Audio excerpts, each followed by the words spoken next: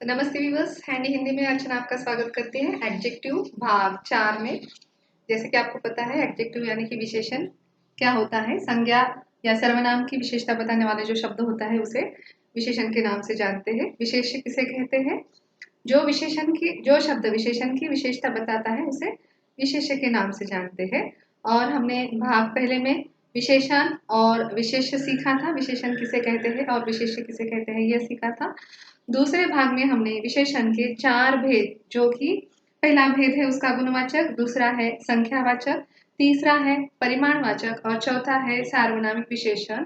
यह हमने और मौखिक तौर पर देखे थे। और उसके साथ भाग 2 में हमने गुणवाचक विशेषण को ध्यान से पढ़ा था। भाग 3 में हमने संख्यावाचक विशेषण को सीखा है। आज भाग 4 है जो कि परिमाणवाचक विशेषण के नाम से जाना जाता है। ठीक है, तो सबसे पहले हम गुणवाचक विशेषण को अंग्रेजी में क्वालिटेटिव एडजेक्टिव के नाम से जानते हैं। संख्यावाचक विशेषण को हम न्यूमेरल एडजेक्टिव के नाम से जानते हैं और परिमाणवाचक विशेषण में हम क्वांटिटेटिव एडजेक्टिव के नाम से जानते हैं। सार्वनामिक विशेषण को डोमेस्ट्रेटिव एडजेक्टिव के नाम से हम जानते हैं। तो ये भी आपको पता होना जरूरी है, क्योंकि आप कॉम्पिटिटिव एग्जाम देते हो तो वहाँ पे आपको कंफ्यूजन नहीं होना चाहिए, इसलिए मैं आपको बता रही हूँ। ठीक है, तो सबसे पहले हम सीखेंगे परिमाणवाचक क्या होता है। परिमाण का अर्थ क्या है?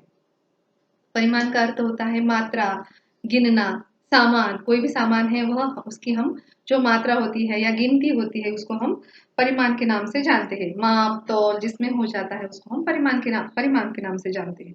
तो इसकी परिभाषा हम कैसे सीखेंगे? परिमाणवाचक विशेषण जिन विशेषण शब्दों से संज्ञा की माप तौल आदि का ज्ञान होता है उन्हें परिमाणवाचक विशेषण कहते हैं। जैसे कि यहाँ पर उदाहरण है आपके पास 5 मीटर कपड़ा। तो ये 5 मीटर है।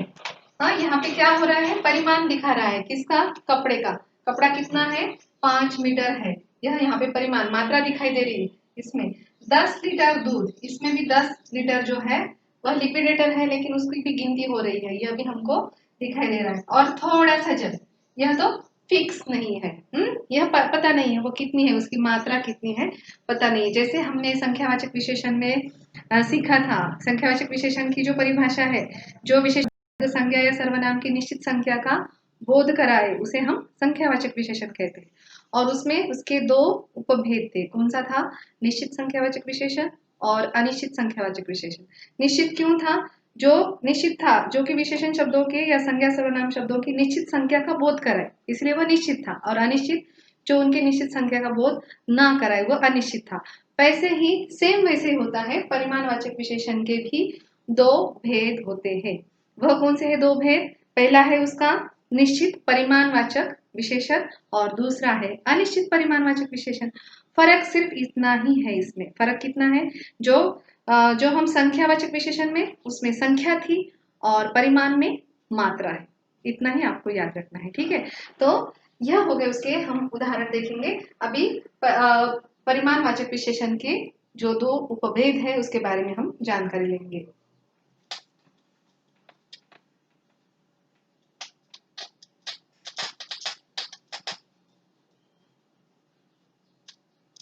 परिमाणवाचक विशेषण का पहला भेद है निश्चित परिमाणवाचक विशेषण।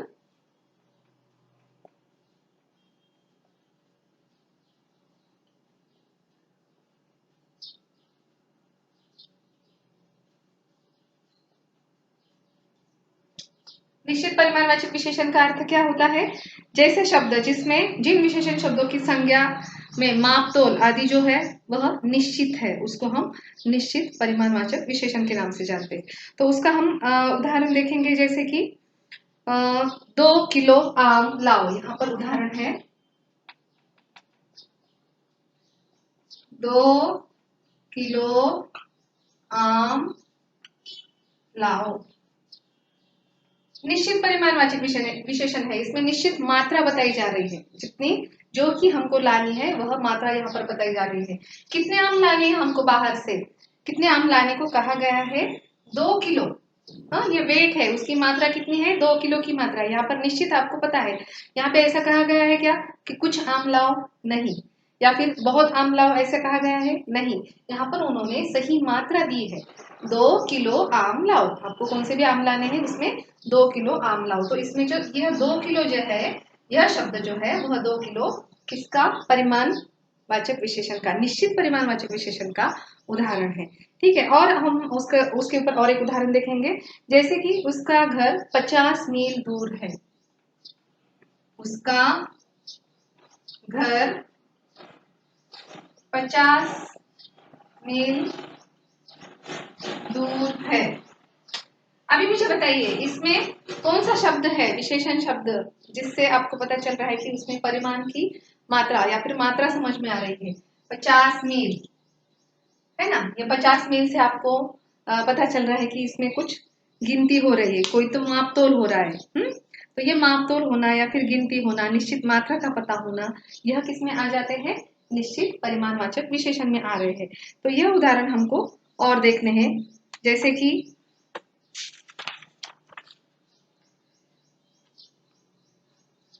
ग्वाला 10 लीटर दूध लाया, ग्वाला 10 लीटर दूध लाया। अभी बताइए इसमें कौन सा है शब्द, विशेषण शब्द कौन सा है, 10 लीटर। 10 लीटर शब्द है, ये जो विशेषण वाला शब्द है, लेकिन कौन सा विशेषण है उसमें, परिमाणवाचक विशेषण, निश्चित परिमाणवाचक विशेषण है। ये निश्चित बता रहा है कि वह 10 लीटर है, कुछ नहीं बता रहा है। कुछ आएगा तो वह अनिश्चित में आ जाता है, लेकिन फिक्स आपको मात्रा बताई जा रही है जिसमें वह आता है परिमाणवाचक विशेषण में। और उदाहरण देखेंगे, 2 किलो आटा लाओ। ठीक है, यहाँ पे आपको 2 किलो की मात्रा बताई जा रही है। जैसे हमने आम लाओ, यहाँ पे 2 किलो आम लाओ, वैसे ही 2 किलो आटा लाओ, अमरूद लाओ, जो भी सामान है, 1 किलो हो, 50 ग्राम हो, या फिर आधा किलो है। इसमें आपको किलो हो सकता है, लीटर हो सकता है, या तो फिर मील का भी अंतर आता है, या फिर उसके बाद आपको जो कपड़ा गिनते हो उसकी भी गिनती आ सकती है। उसमें सभी प्रकार की गिनतियां, जो फिक्स है, जिसका नाम फिक्स है, वह परिमाणवाचक, निश्चित परिमाणवाचक विशेषण में आ जाता है। और जिसका अनिश्चित है, मतलब उसके पता नहीं है, वह अनिश्चित में आ जाता है। ठीक है, तो यह हमारे जो थे उदाहरण, जो निश्चित के थे। अभी हम देखेंगे अनिश्चित परिमाणवाचक विशेषण के कुछ उदाहरण। जिन विशेषण शब्दों में किसी निश्चित माप का पता नहीं होता है, उसे अनिश्चित परिमाणवाचक विशेषण कहते हैं। वह परिमाणवाचक विशेषण का दूसरा भेद है। जैसे संख्यावाचक का था, वैसे ही परिमाणवाचक का है, सिर्फ वहां पे आपको संख्या में संख्या याद रखना है और परिमाण में मात्रा याद रखना है, बस इतना ही फर्क है उसमें। अनिश्चित, ये दूसरा भेद है, अनिश्चित परिमाण वाचक विशेषण। ठीक है, इससे जुड़े हम कुछ उदाहरण ले लेंगे। पहला उदाहरण है हमारा, मैंने आज बहुत खाना खा लिया। मैंने आज बहुत खाया, या फिर खा लिया भी हो सकता है, खा लिया। अभी इससे आपको क्या पता चल रहा है, इसमें कौन सा परिमाण वाला विशेषण वाला शब्द है, विशेषण वाला शब्द, लेकिन वो परिमाण मात्रा बता रहा है।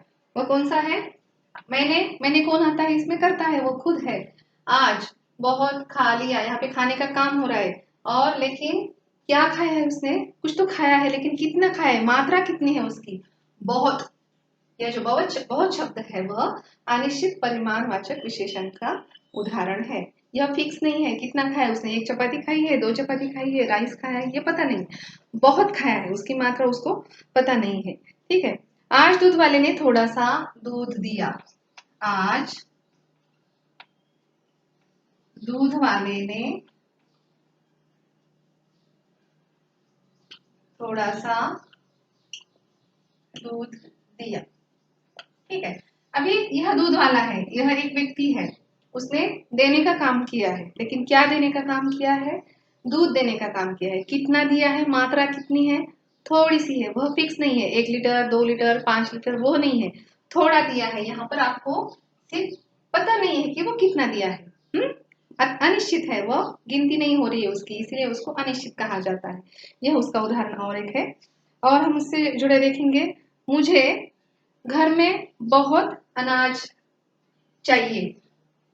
मुझे घर में बहुत अनाज चाहिए।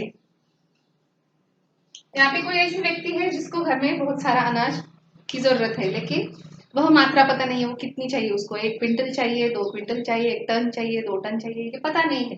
तो यहाँ पे भी आता है परिमाण वाला शब्द, जो विशेषण में आता है, परिमाण की मात्रा दर्शाता है, वह है बहुत। ठीक है। और देखेंगे हम, पूजा के लिए कई लीटर दूध चाहिए। अभी हमारे घर में अगर कोई पूजा होती है, पूजा पाठ के लिए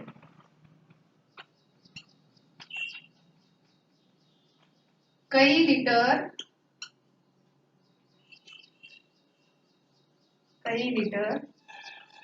दूध चाहिए। यहाँ पे घर में पूजा पाठ हो रही है और उसने ऐसा नहीं कहा है कि 1 लीटर दूध चाहिए, 2 लीटर दूध चाहिए, कई लीटर चाहिए, उसकी गिनती नहीं है, वह गिनती नहीं है, उसकी गिनती की नहीं जा रही, इसलिए उसको हम अनिश्चित परिमाणवाचक विशेषण में गिनते हैं, समझते हैं। ठीक है। लेकिन उसमें और एक आपको समझना जरूरी है, जब हम संख्यावाचक और परिमाणवाचक जब सीखते हैं तो उसमें क्या फर्क है, उसमें अंतर याद रखना बहुत जरूरी है।